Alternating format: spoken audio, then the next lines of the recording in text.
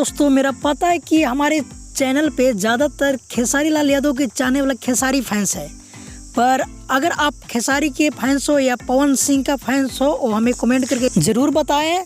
और मैं फाइनली बतला देना चाहता हूँ कि आज पावर स्टार पवन सिंह का एक गाना आया है जो कि टाइटल है कातिल।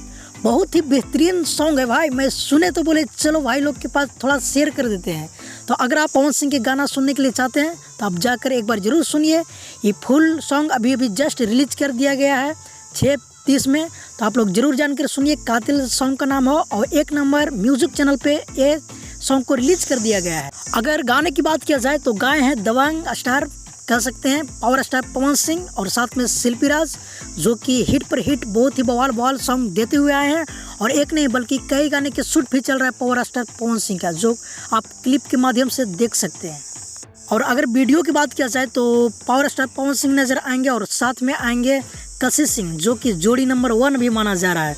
और इस गाने को लिखे हैं आज़ाद सिंह ने, म्यूज़िक दिए प्रियांशु सिंह ने, जो कि अभी कंटिन्यू म्यूज़िक प्रियांशु सिंह का ही रहता है पवन सिंह के साथ। और तो अगर आप भी पावर स्टार पवन सिंह के गाना सुनने के लिए पसंद करते तो आप जाकर एक बार जरूर सुनिए। अभी जस्ट ये गाना रिलीज हो चुका है।